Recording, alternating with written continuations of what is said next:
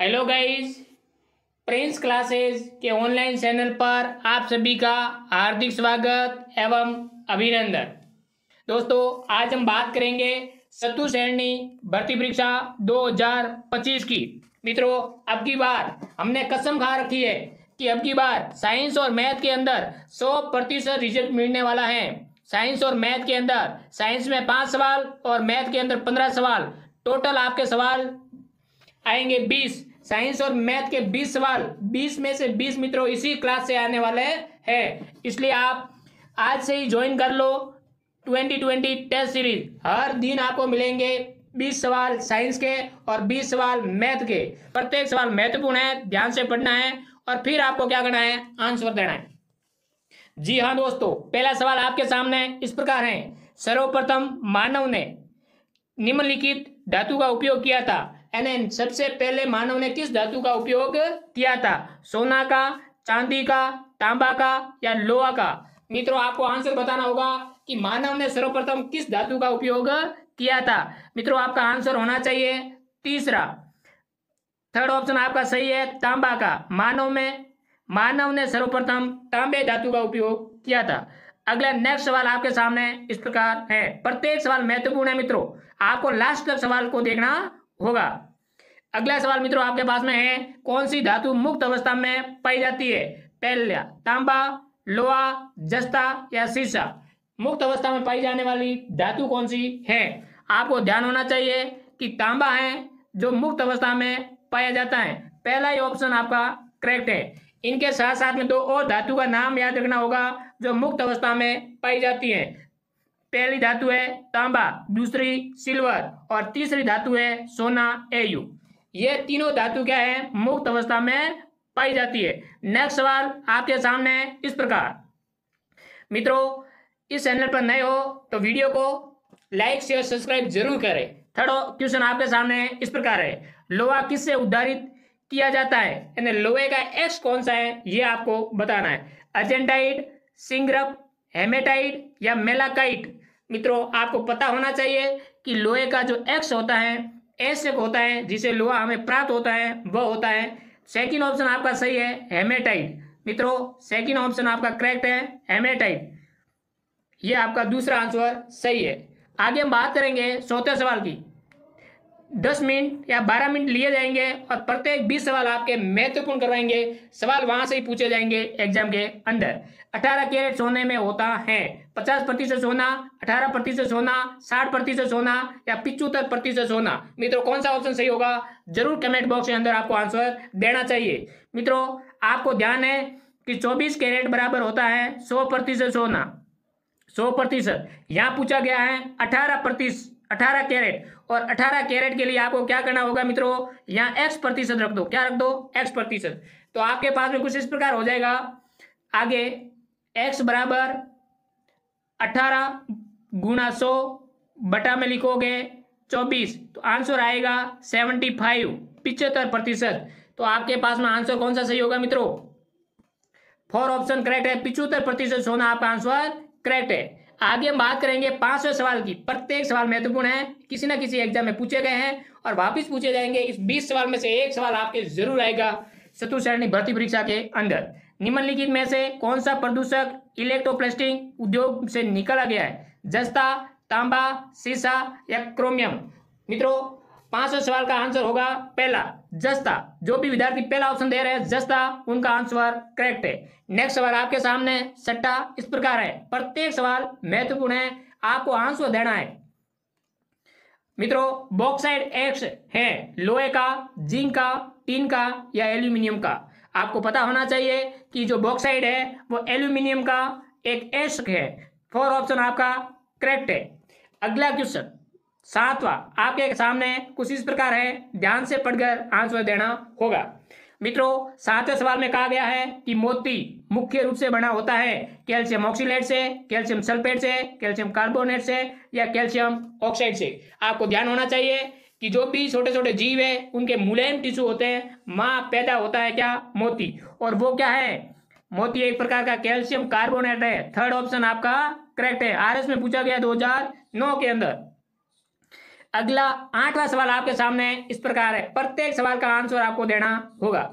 सबसे अधिक तन्य धातु कौन सी है? ऐसी धातु का नाम बताना है जो हम तानने पर बहुत अधिक लंबाई का तार बना सकते हैं। पहला ऑप्शन सिल्वर, दूसरा गोल्ड, तीसरा प्लेटिनम और चौथा जिंक।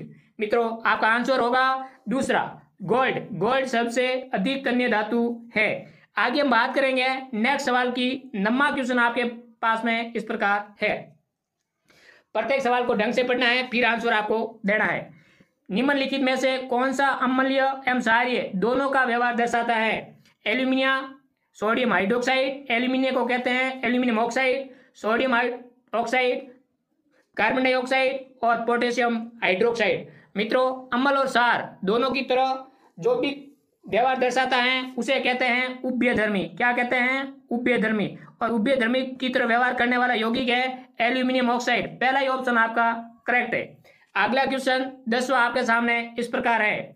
मित्रों हमारे YouTube पर 1000 सब्सक्राइब होने पर प्रत्येक दिन आपको 1000 सब्सक्राइब पूरे होने पर सुबह, शाम और दोपहर 3 लाइव क्लास लेके आएंगे। इसलिए ज्यादा से ज्यादा वीडियो को शेयर करें एवं सब्सक्राइब 1000 पूरा करें। निम्न में से कौन सी धातु सामान्य ताप पर द्रव अवस्था में पाई जाती है? मरकरी, लिथियम, पोटेशियम या सोडियम? तो मित्रों क्या होगा इसका आंसर? ऐसी धातु जो कि सामान्य ताप पर द्रव अवस्था में पाई जाती है। पहला ही ऑप्शन आपका सही है, मरकरी। अगला क्वेश्चन 11वां आपके सामने इस प्रकार है। पारा धातु का मुख्य एक्स है रॉक साल्ट, सिनबार, कैलेमाइन या हेमेटाइट? मित्रों आपको पता होना चाहिए कि पारा धातु का मुख्य एक्स है सिनबार। दूसरा ऑप्शन आपका करेक्ट है। आगे हम बात करेंगे 12वें क्वेश्चन की। प्रत्येक सवाल महत्वपूर्ण है। 12वां क्वेश्चन आपके पास में है। निम्नलिखित में से किस उपकरण में पारे या मरकरी का उपयोग नहीं किया जाता है? पहला ऑप्शन बैरोमीटर, स्पेग्नोमेनोमीटर, सोनोग्राफी या थर्मामीटर? आपको पता होना चाहिए कि सोनोग्राफी के अंदर एक्स किरणों का उपयोग किया जाता है, पारा का उपयोग नहीं किया जाता है। बाकी तीनों में पारे का उपयोग किया जाता है। थर्ड ऑप्शन आपका क्या होगा? सही। आगे हम बात करेंगे 13वें क्वेश्चन की। प्रत्येक सवाल महत्वपूर्ण है मित्रों, और इस चैनल को आपको सब्सक्राइब करना पड़ेगा, तब जाकर के प्रत्येक दिन साइंस और मैथ के 20-20 सवाल आपके सामने महत्वपूर्ण लेकर आएंगे और वहां से एग्जाम में पूछे जाएंगे। निम्न में से कौन से तत्व मानक दाब एवं कमरे के ताप पर द्रव अवस्था में पाए जाते हैं? धातु और अधातु दोनों ही बताना है। Helium, bromide, mercury, chlorine. आपको ध्यान रखना होगा कि ऐसी धातु जो कमरे के ताप पर द्रव अवस्था में पाई जाती है, पारा या मरकरी, Hg। ऐसी अधातु जो कमरे के ताप पर द्रव अवस्था में पाई जाती है, Br या ब्रोमाइड। तो आपका आंसर होगा थर्ड और सेकंड। इसका मतलब दूसरा ऑप्शन आपका करेक्ट है। दोनों ही धातु, एक तो धातु है और एक अधातु है, कमरे के ताप पर क्या होती है? द्रव अवस्था में पाई जाती है। अगला क्वेश्चन 14वां। प्रत्येक सवाल महत्वपूर्ण है मित्रों। क्लास को लाइक करो तब जाकर के कुछ बात बढ़ेगी। निम्नलिखित में से कौन सा धातु कमरे के ताप पर द्रव अवस्था में पाया जाता है? मैंने कहा था कि इसमें पूछा गया अधातु। अधातु कौन सा है? ब्रोमीन या ब्रोमाइड? थर्ड ऑप्शन आपका करेक्ट है। यदि आपको ऑप्शन Br दे दे तो भी सही होगा। अगला क्वेश्चन 15वां आपके सामने कुछ इस प्रकार है। अमलगम मिश्र धातु है। अमलगम कॉपर और टीन की, मरकरी की, लेड व टीन की, कॉपर या जिंक की? आपको पता होना चाहिए कि अमलगम जब आ गया है उसके साथ में Hg जरूर आएगा, मरकरी जरूर आएगा। सेकंड ऑप्शन आपका करेक्ट है। आगे हम बात करेंगे 16वें क्वेश्चन की। प्रत्येक सवाल महत्वपूर्ण है, आपको आंसर देना होगा तब जाकर के आपको आनंद आएगा। मित्रों अगला क्वेश्चन आपके सामने है कैलामाइन। क्या है? कैलामाइन। कैलामीन किस धातु का एक्स है? किस धातु का एक्स है? पहला ऑप्शन है आपका जस्ता, लोहा, तांबा या सोना? आंसर कौन सा सही होगा? कैलामीन। आपको याद रखना है पहला ही ऑप्शन सही है, जिंक या जस्ता। यानी जिंक आप लिखोगे जिंक और लास्ट में आ रहा क से कैलामाइन। जिंक को जस्ता कहते हैं, Zn कहते हैं। पहला ही ऑप्शन आपका क्या है? करेक्ट है। अगला क्वेश्चन 17वां। प्रत्येक सवाल महत्वपूर्ण है मित्रों, आनंद आ जाएगा सवाल का आंसर देख करके। यहां लिखा निम्नलिखित किस धातु का इलेक्ट्रॉन विन्यास दे रखा है? 3d10 4s1? निकल का, जस्ता का, तांबा का या कैडमियम का? मित्रों चौथे आवर्त की बात कर रहा है। कौन से? चौथे आवर्त की। और चौथे आवर्त के डी ब्लॉक के तत्वों की बात कर रहा है जिसका इलेक्ट्रॉन विन्यास यह है। आपको आंसर बताना होगा किसका इलेक्ट्रॉन विन्यास ये है। जो भी विद्यार्थी तांबा बता रहे, तांबा, कॉपर का इलेक्ट्रॉन विन्यास ये होता है जो यहाँ दिया गया है, और 29 नंबर पे ये आया हुआ है। परमाणु क्रमांक कितना है? 29। ये भी आपको ध्यान रखना है। तांबे का इलेक्ट्रॉन विन्यास ये दिया गया आपको। अगला क्वेश्चन, महत्वपूर्ण सवाल, कई बार एग्जाम में पूछा गया है। हीमोग्लोबिन में धातु उपस्थित होता है, मैग्नीशियम, आयरन, कैल्शियम या कोबाल्ट। हीमोग्लोबिन के अंदर कौन सी धातु उपस्थित होती है? सभी को पता होता है हीमोग्लोबिन के अंदर आयरन धातु उपस्थित होती है। कौन सी? आयरन। ये आपको ध्यान रखना है।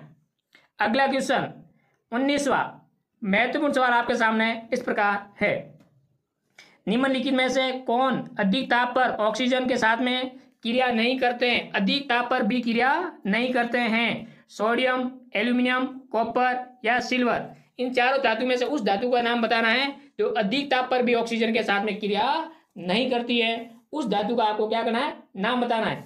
मित्रों क्या होगा? सभी को पता है कि सोनार है, आभूषण बनाते हैं, बहुत अधिक तापमान पर चांदी को गर्म करते हैं ऑक्सीजन के साथ में, तो भी कोई क्रिया नहीं करती हैं। 4 ऑप्शन आपका करेक्ट है। आज की 2020 टेस्ट सीरीज का लास्टवा एवं महत्वपूर्ण सवाल इस प्रकार है। मित्रों इस सवाल को पढ़ने से पहले आप इस चैनल को सब्सक्राइब करें, बेल आइकन को प्रेस करें, ताकि अगला जो भी वीडियो आएगा उसका नोटिफिकेशन आपको मिल सके। जी हाँ दोस्तों, 20वां सवाल आपके सामने इस प्रकार है, धातु जो ठंडे पानी से अभिक्रिया नहीं करती है, ऐसी धातु का नाम बताना है जो ठंडे पानी से क्रिया नहीं करती है। पोटेशियम, मैग्नीशियम, सोडियम या सीजियम। कौन सी धातु होगी जो ठंडे पानी से क्रिया नहीं करती है? मित्रों आपको पता होना चाहिए कि पोटेशियम है, सोडियम है और सीजियम है, ये पहले वर्ग के तत्व है। कौन से वर्ग के तत्व है? पहले। सोडियम भी आएगा मित्रों, पोटेशियम भी आएगा और सीजियम भी आएगा, लेकिन दूसरे वर्ग के तत्व है वो है मैग्नीशियम, और मैग्नीशियम ठंडे पानी से क्रिया नहीं करती है। सेकंड ऑप्शन आपका करेक्ट है। ये तीनों एक ही वर्ग के हैं और ठंडे पानी के साथ में क्रिया करते हैं, लेकिन मैग्नीशियम है दूसरे वर्ग के तत्व है और वो ठंडे पानी के साथ में क्रिया नहीं करते। अब मित्रों आपके टोटल 20 सवाल हो गए। कितने सवाल हो गए? 20। अब आपको कमेंट बॉक्स के अंदर लिखकर बताना है 20 में से कितने सवाल आपके करेक्ट सही हुए हैं। यदि 20 में से 15 से प्लस आपके सवाल सही हो रहे हैं, इसका मतलब आपकी तैयारी बहुत इंपॉर्टेंट है। चैनल को सब्सक्राइब करें, लाइक करें, शेयर करें और मित्रों को भी बताएं कि इस चैनल पर 1000 सब्सक्राइब 5 दिन में पूरे करने हैं, तब जाकर के आपके प्रत्येक एक दिन के अंदर 3 लाइव क्लास मिलेगी, साइंस, मैथ और जीके, वो भी 50-50 क्वेश्चन की। थैंक यू मित्रों। अब हम बात करेंगे नेक्स्ट वीडियो का, इंतजार करना, तब तक हम लेके आएंगे महत्वपूर्ण सवाल मैथ के टोटल 20 सवाल।